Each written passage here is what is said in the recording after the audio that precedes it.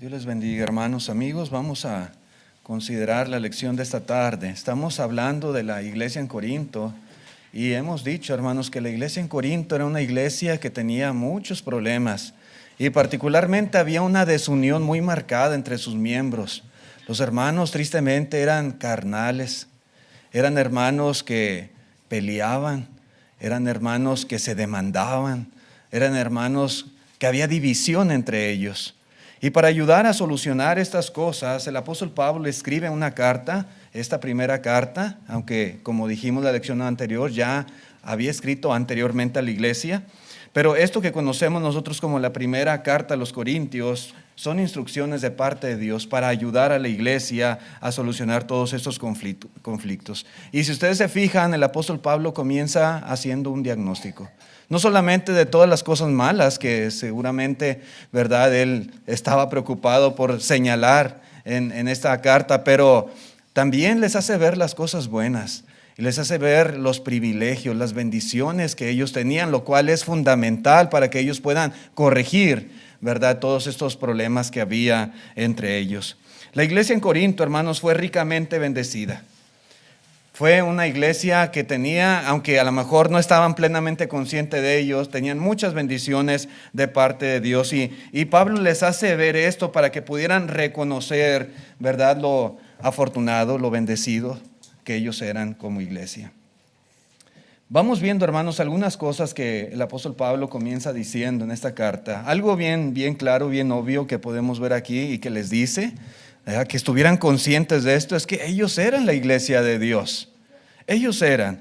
Dice en la primera carta a los Corintios, vamos leyendo otra vez versículo 1, dice: Pablo, llamado a ser apóstol de Jesucristo por la voluntad de Dios, y el hermano Sóstenes, a la iglesia de Dios que está en Corinto, a los santificados en Cristo Jesús, llamados a ser santos con todos los que en cualquier lugar invocan el nombre de nuestro Señor Jesucristo, Señor de ellos y nuestro. Gracia y paz a vosotros de Dios, nuestro Padre, y del Señor Jesucristo.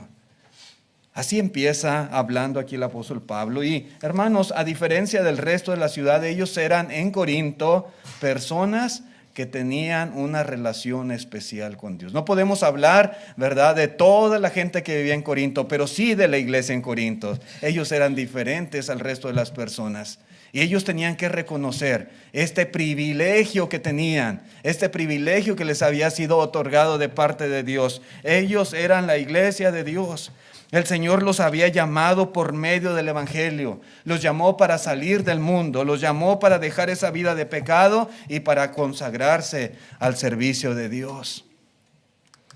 A pesar de sus muchos problemas, a pesar de sus conflictos que había entre ellos como grupo, ellos eran y representaban en esa ciudad la iglesia que Cristo Jesús edificó.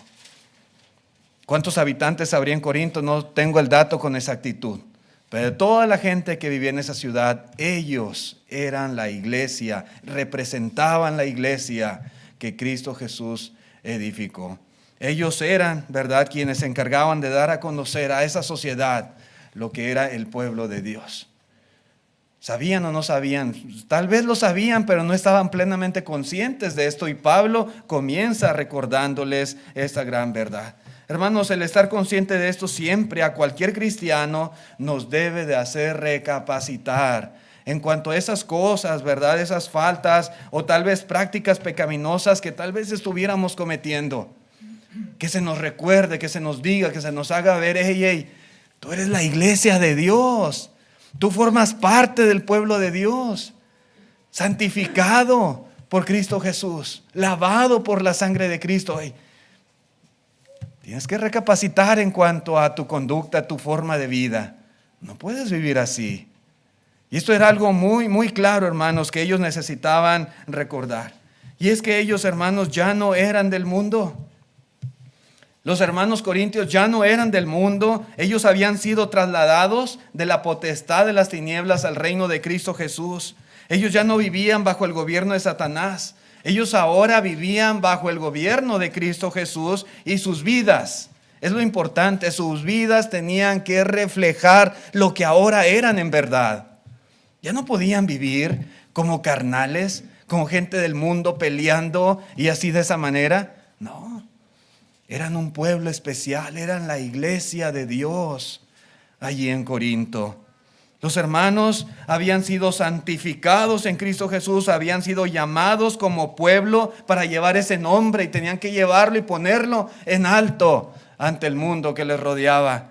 Ellos habían obedecido el evangelio. La santificación, hermanos, de la cual se habla aquí no era una cuestión moral, no era una cualidad de ellos, sino más bien una relación particular que Dios les estaba concediendo, que Dios les había otorgado. Habían sido ellos santificados. Somos santos porque Dios, hermanos, así lo ha hecho. El Señor nos ha santificado en Cristo Jesús. Pablo, hermanos, al decirles llamados a ser santos, no solamente está recordándoles lo que ellos eran, sino que trata de desafiarlos a vivir de acuerdo a lo que son. Sus vidas debían reflejar santidad que a todo cristiano en cualquier lugar debe de caracterizar. A nosotros nos debe de caracterizar esa santidad, porque somos la iglesia de Cristo, porque hemos sido llamados a ser santos, a vivir de acuerdo a esa santidad que el Señor espera de todos los que le sirven. Jesús, hermanos, era Señor de ellos de la misma manera que lo era de sus hermanos en todas partes.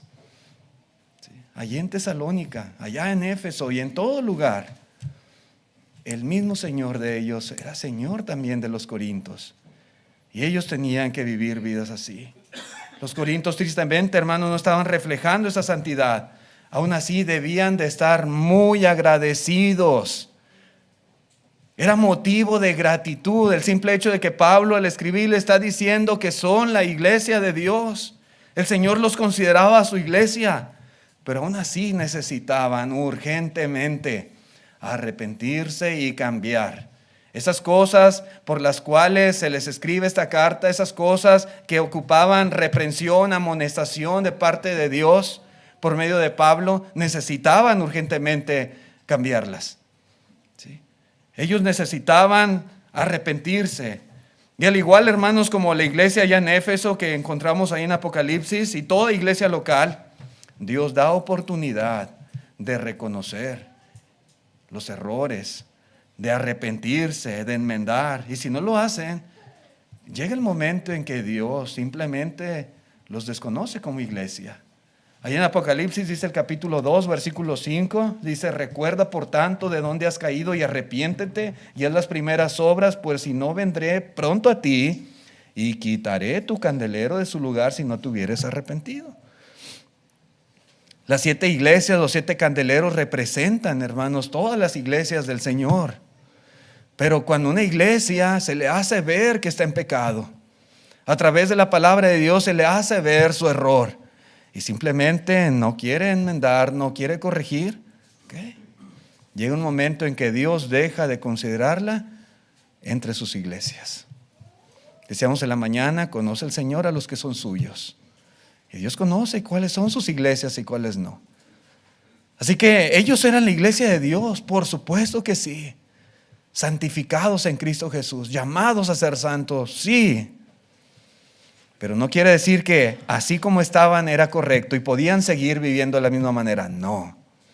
Pablo les recuerda para que esto les ayude en verdad a vivir como lo que en verdad eran. Volviendo a 1 Corintios, capítulo 1, dice el versículo 4, gracias doy a mi Padre Dios, gracias doy a Dios siempre por vosotros, por la gracia de Dios que os fue dada en Cristo Jesús. Los hermanos corintios debían de estar agradecidos, había muchos motivos de gratitud.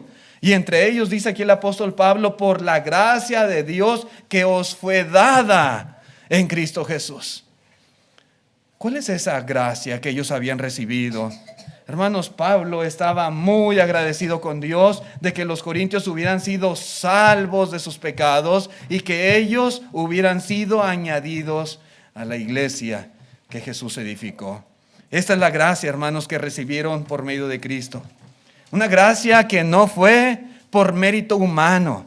No fue una gracia que ellos hubieran ganado. Una gracia es un don, un regalo que no merecían. un don inmenso, hermanos, que ellos tuvieron de parte del Señor. Así que conscientes de estas bendiciones espirituales que ellos tenían en Cristo Jesús, debían superar esa división y ese pecado que estaba afectando en sus vidas.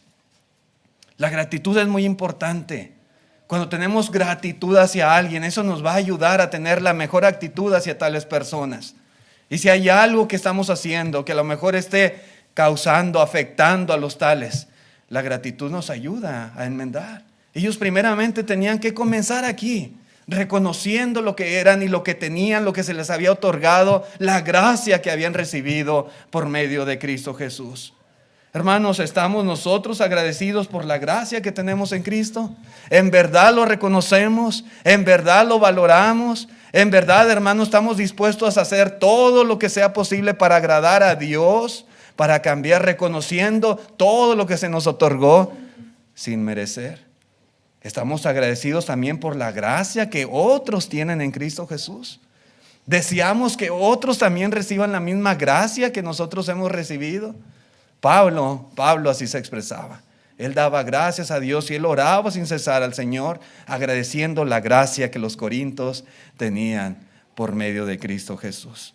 Hermanos, esta gratitud debe superar cualquier sentimiento de discordia. A veces surgen, a veces entre nosotros problemitas, inconvenientes por ahí que nos hacen a veces no llevarnos tan bien los unos con los otros. Ciertas raíces de amargura a veces por ahí están en los corazones. Pero este sentimiento de gratitud debe ayudarnos a superar este tipo de cosas y buscar también corresponder a Dios, llevando una armonía entre nosotros, porque el Señor ha hecho mucho en nuestras vidas, espiritualmente hablando y aún materialmente hablando. Pero también, hermanos, había más motivos de gratitud. Otra cosa muy clara en la Escritura es que los corintios fueron dotados con toda clase de dones.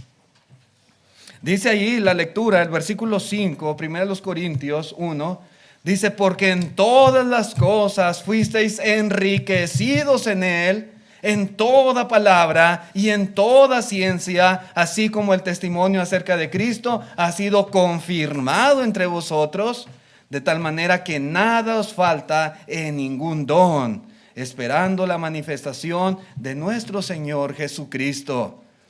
Noten, hermanos, cómo claramente dice aquí el apóstol Pablo, ¿verdad?, cuál fue el resultado de haber recibido la gracia de Dios. Ellos habían recibido esta gracia en Cristo Jesús. Y el resultado fue que ellos fueron enriquecidos en Cristo en toda, dice, toda palabra y ciencia. Y subrayan la palabra toda, ¿sí? No algo a medias, no un poquito nada más, no, toda. Es muy probable que entre los hermanos allí en Corinto, ¿verdad? Como era algo común allí en Grecia, ¿verdad?, hubiera algunos que se sintieran muy orgullosos de la elocuencia, de la sabiduría de los griegos. Sin embargo, en Cristo Jesús ellos habían sido bendecidos con algo muchísimo mejor que esa elocuencia secular que había entre los griegos. Ellos habían sido bendecidos con el conocer y el hablar de Dios. Habían sido bendecidos con la revelación de Dios, con el hablar de su redención, de la vida eterna, de la esperanza que había a través de Cristo Jesús. El conocimiento, hermanos, que ellos tenían de Cristo era muy importante y era completo, no faltaba. ¿Sí? El Señor les dio la bendición grande de ser bendecidos en todo conocimiento y sabiduría. Y este conocimiento, hermanos, tal vez llegó a los corintios de varias maneras. Primeramente podemos ver en la Escritura el testimonio, la enseñanza del apóstol Pablo entre ellos y también de otros hermanos que les habían instruido en el conocimiento de la palabra de nuestro Dios. Ellos fueron bendecidos con maestros calificados que les instruyeron, que les enseñaron, que les guiaron espiritualmente en la doctrina del Señor. Algunos eran talentosos, llenos de conocimiento, fervorosos como Pablo, como Apolos. Dice ahí en la primera carta a los Corintios, capítulo 3, note usted, Versículo 5, 1 Corintios 3:5 dice Pablo, ¿qué pues es Pablo? ¿Y qué es Apolos? Note usted, servidores por medio de los cuales habéis creído. Y eso según lo que a cada uno concedió el Señor. Yo planté, dice Pablo, yo planté. Y Apolos regó. Pero el conocimiento, pero el crecimiento, dice, lo ha dado Dios. Sí, hermanos. Ellos habían sido bendecidos en todo conocimiento y sabiduría. Hombres talentosos, capacitados, maestros competentes, fervorosos, conocedores de la palabra de Dios, habían trabajado entre ellos, habían predicado entre ellos.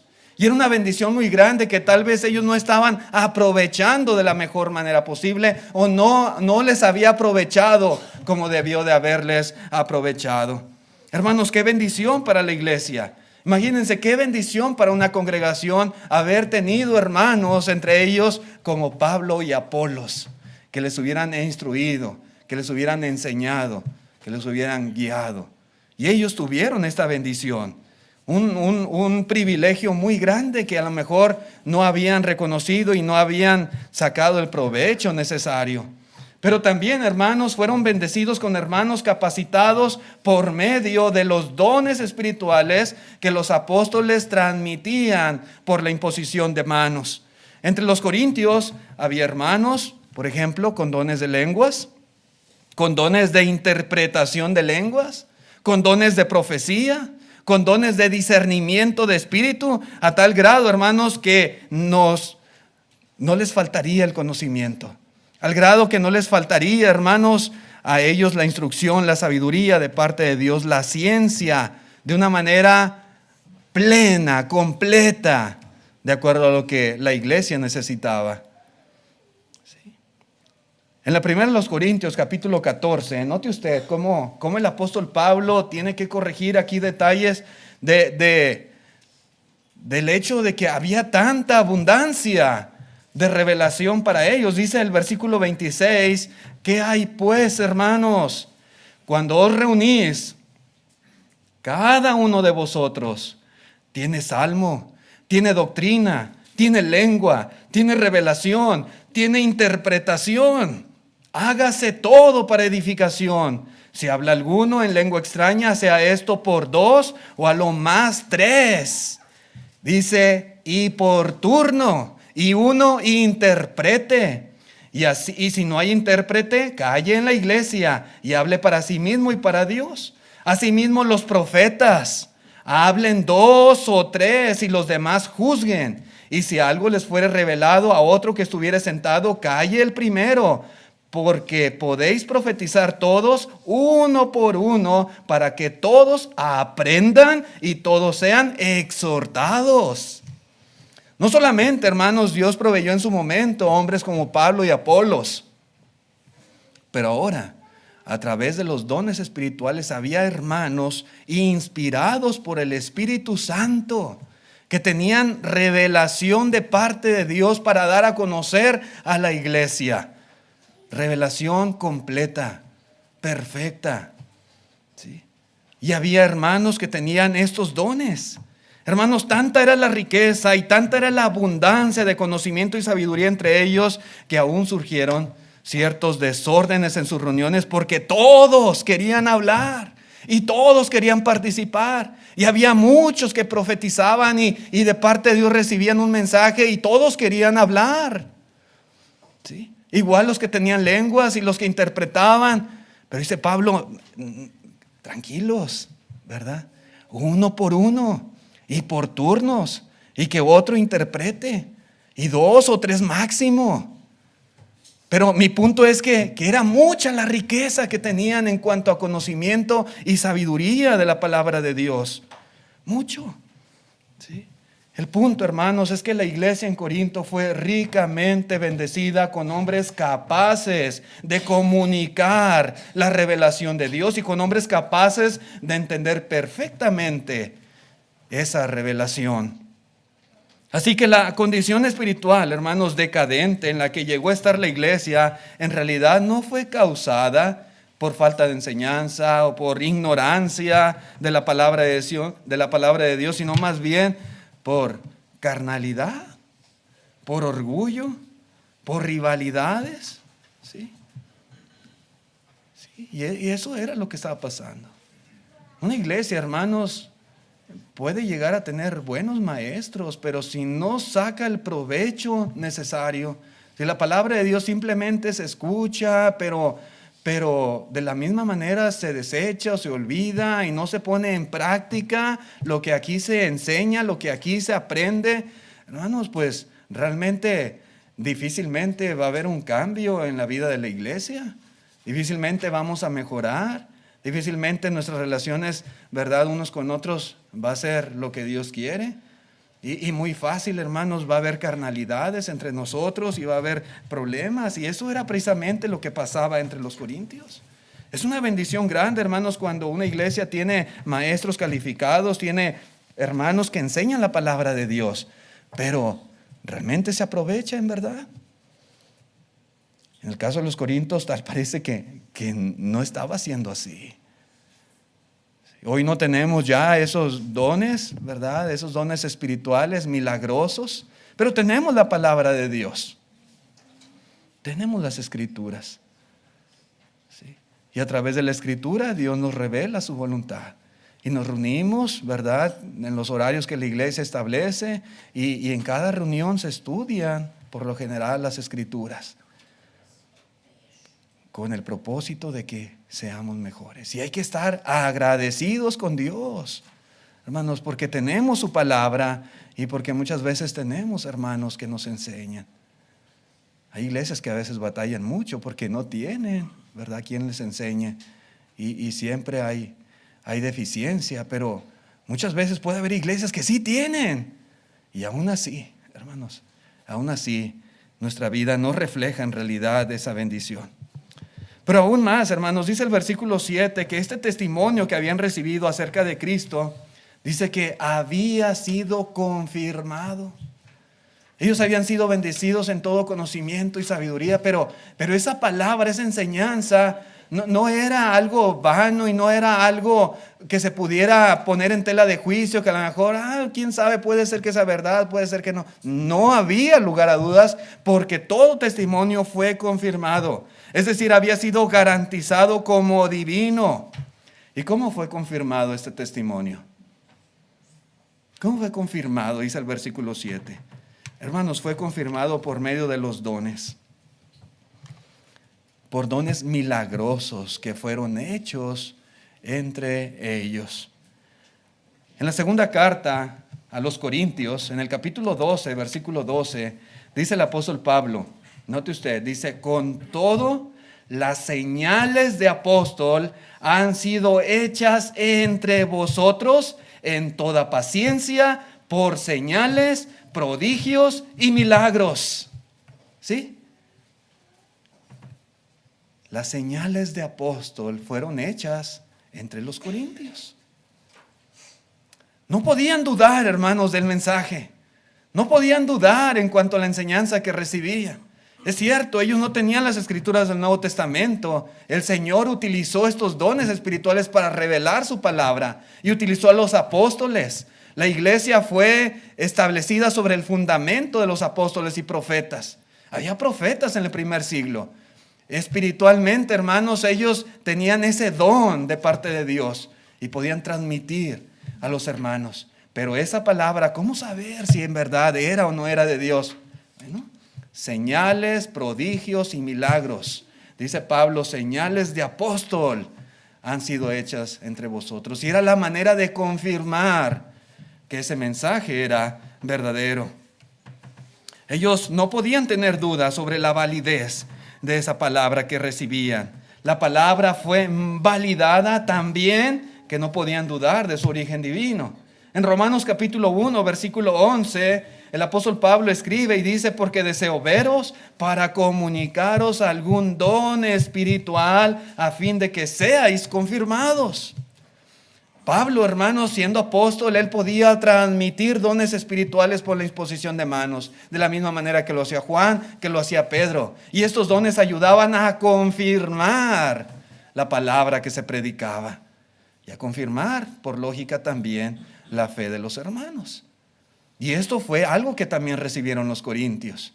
En la carta a los Hebreos, capítulo 2, versículo 3, dice así el escritor, dice: ¿cómo escaparemos nosotros si descuidamos una salvación tan grande, la cual, habiendo sido anunciada primeramente por el Señor, note usted, nos fue confirmada por los que oyeron?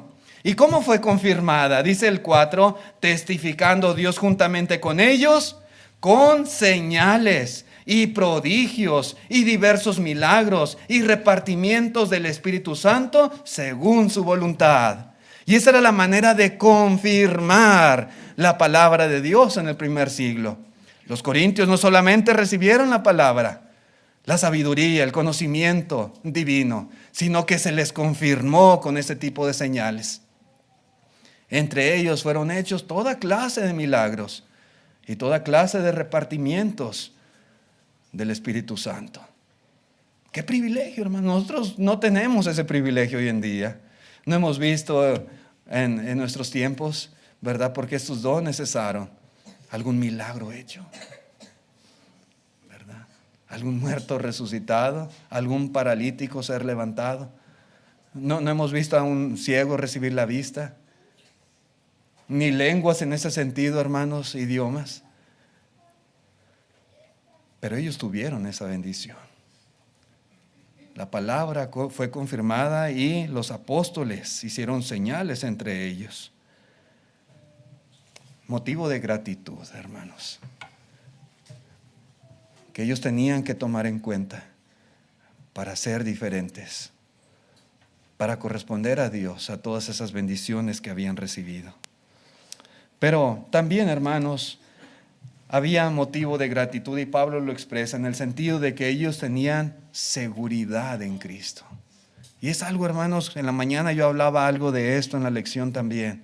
Es algo que nosotros debemos tener bien grabado en nuestro corazón y estar agradecidos con Dios por esa seguridad que en Cristo Jesús poseemos. Es el privilegio más grande que un ser humano pueda tener. Y nosotros, estando en Cristo y perseverando en Cristo, lo tenemos. Dice el versículo 8, la primera carta a los Corintios, capítulo 1, dice: el cual también os confirmará hasta el fin, para que seas irreprensibles en el día de nuestro Señor Jesucristo. El Señor, hermanos, nos confirma para que en aquel día seamos irreprensibles. Hemos hablado por varias semanas de que Cristo viene. El Señor va a volver porque Él así lo prometió. Esta mañana hablábamos del juicio final que sucederá cuando Cristo venga. ¿Y cómo nos presentaremos en el día del juicio? El apóstol Pablo dice: irreprensibles a través de Cristo Jesús. Hermanos, la iglesia en Corinto había recibido la seguridad de que el Señor los confirmaría, que el Señor los sustentaría hasta el fin. Estar confirmado implica estar arraigado, estar cimentado, estar firmemente establecidos. Sin embargo, la confirmación del Señor no es algo incondicional. No es algo incondicional, como leíamos en la mañana también la carta a los Colosenses. Se requiere perseverar en la fe. ¿Sí? El Señor nos confirma, pero no debemos apartarnos jamás de la fe en Jesucristo, de la enseñanza de Cristo Jesús, predicada por los apóstoles. El Señor actuará, hermanos, mediante las provisiones del Evangelio. Estas provisiones del Evangelio incluyen la instrucción a nuestras vidas, la corrección muchas veces de las cosas en las cuales estamos deficientes, la misma providencia divina, la oración y sobre todo el perdón de nuestros pecados, el perdón de nuestras faltas cuando nos arrepentimos de corazón. Son provisiones que Dios ha puesto para nosotros, para que podamos mantenernos firmes y para que en el día del Señor nosotros nos presentemos irreprensibles delante de Él. Pero si hacemos lo que el Señor nos ha mandado y seguimos estas instrucciones, tenemos esa garantía de Dios, esa seguridad de Dios en Cristo Jesús. En la primera carta de Pedro, capítulo 1, versículo 5, dice así, que sois guardados por el poder de Dios. Sí, pero Dios, hermanos, no actúa contra nuestra voluntad. Dice, mediante la fe, mediante el evangelio. Así actúa, esta es la provisión divina para alcanzar la salvación que está preparada para ser manifestada en el tiempo postrero. Tenemos garantía y seguridad. Como cristianos, hermanos, debemos estar tranquilos, pero necesitamos perseverar en la fe.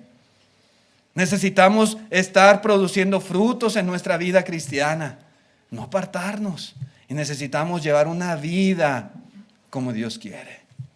El Señor Jesucristo oraba. Vemos allá en Juan 17 cómo Él oraba al Padre Celestial para que estuviéramos unidos. Todos los que habrían de creer fueran uno, así como Él y el Padre eran uno. Y el Señor no espera que su iglesia sea como la de los corintios, así con tantas enemistades y pleitos y problemas y amarguras y divisiones y demandas y cuánta cosa. No, así no. El Señor quiere una iglesia donde haya armonía y amor entre sus miembros. Y nosotros somos guardados y podemos llegar al día del juicio irreprensibles, pero necesitamos vivir en esta fe, de acuerdo a la instrucción del Señor. En Apocalipsis capítulo 2, versículo 7 dice, el que tiene oído, oiga lo que el Espíritu dice a las iglesias, y dice, al que venciere. Es decir, una vida, hermanos, donde va a haber muchas luchas, va a haber tropiezos, donde va a haber pruebas, donde va a haber tentaciones y muchos desafíos. Pero al que venciere, al que sea fiel, a pesar de todas las circunstancias de su vida, el que no se aparte, el que no deje el camino del evangelio, que no se aparte del Señor, el que no apostate de la fe, el que se mantenga firme y produciendo frutos, al que venciere, le daré a comer del árbol de la vida, el cual está en medio del paraíso de Dios. Y así sucesivamente a cada iglesia se le dice al que venciere, el que venciere. Sí, hermanos, las promesas de Dios están firmes y están seguras en Cristo Jesús. Nada más no se aparte del camino, no deje de vivir su vida cristiana como el Señor espera. Y seremos vencedores, podemos tener esa certeza en Cristo Jesús. Y los hermanos tenían también esa garantía. Si nosotros perseveramos fielmente, hermanos, durante nuestro peregrinar en este mundo, si nos esforzamos por vivir conforme a su voluntad, si llevamos vidas consagradas para Dios, Él promete que seremos irreprensibles el día que Cristo vuelve. ¿Y qué quiere decir irreprensibles? Que no va a haber nada malo que se pueda decir de nosotros. Que no va a haber nada que pueda afectar, que pueda perjudicar nuestra relación con el Señor. No podemos ser sin culpa en el día del Señor, hermanos, debido a que nunca pecamos, porque pecamos.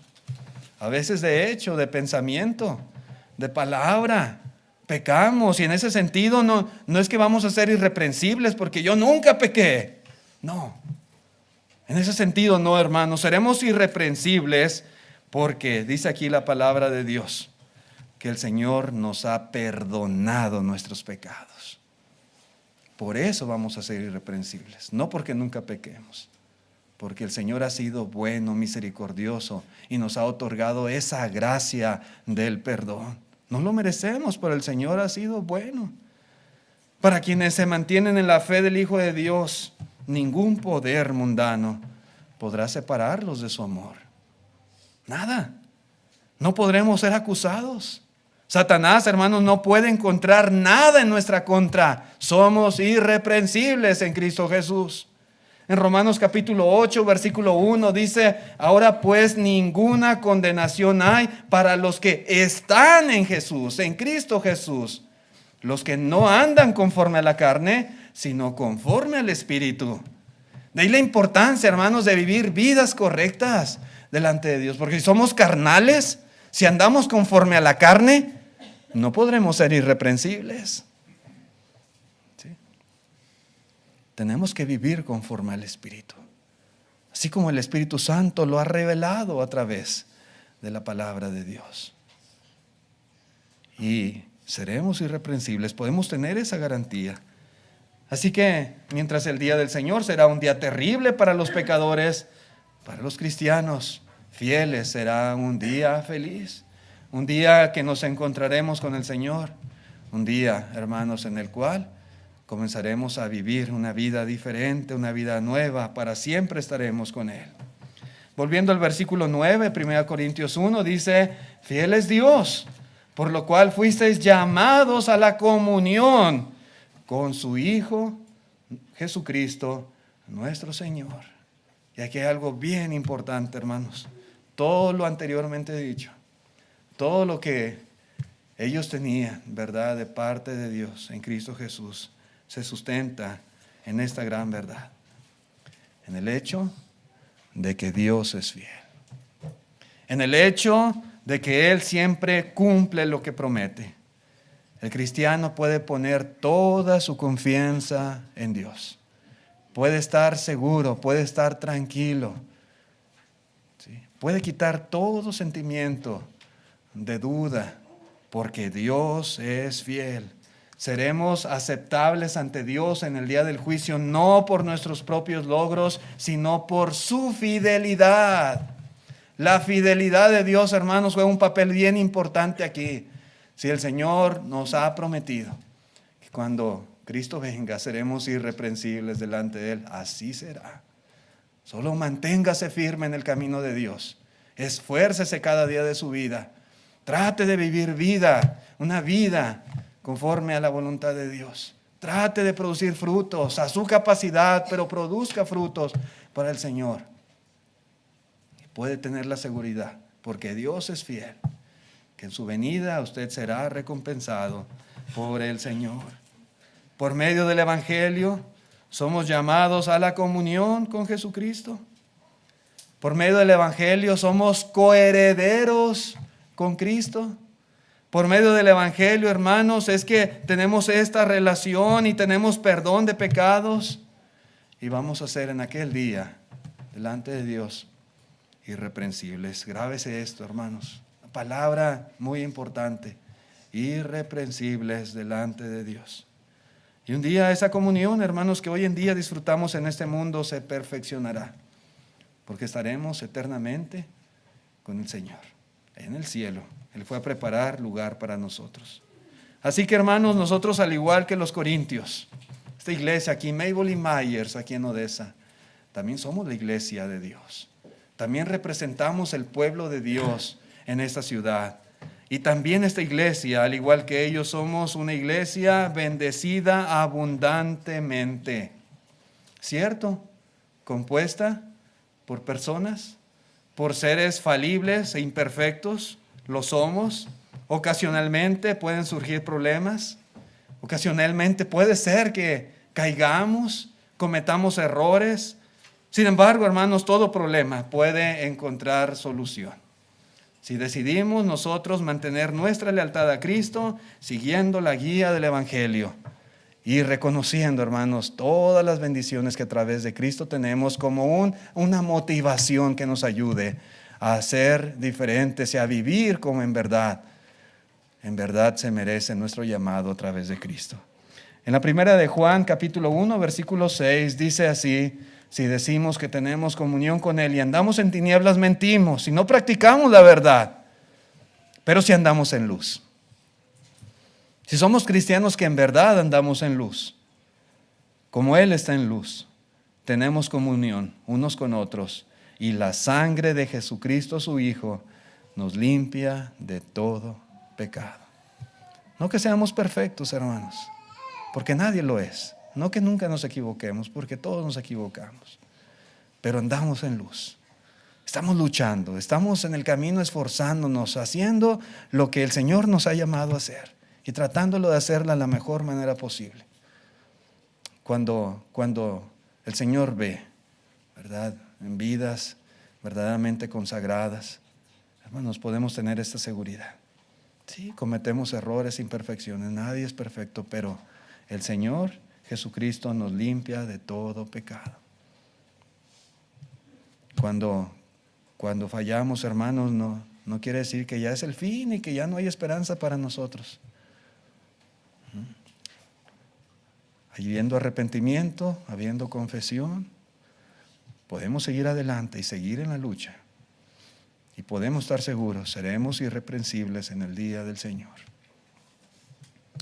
Muchas gracias por su atención, hermanos, a este mensaje. Ojalá que nos ayude también a nosotros, de la manera que era el propósito, ayudar a los corintios a motivarles, ¿verdad?, a vivir vidas diferentes en Cristo Jesús. Vamos a cantar un himno. Está el plan de salvación en pantalla. Si hay algún amigo, algún joven, alguna señorita que deseen esta tarde obedecer el Evangelio de Cristo, muchas razones por las cuales usted debe de estar muy agradecido con Dios. Corresponda a esta gratitud. Corresponda, ¿verdad?, en obediencia a Dios. Primeramente, obedeciendo este plan de salvación que el Señor ha establecido para toda persona, y así pueda recibir la gracia de Dios en Cristo Jesús, que es la salvación, el perdón de pecados.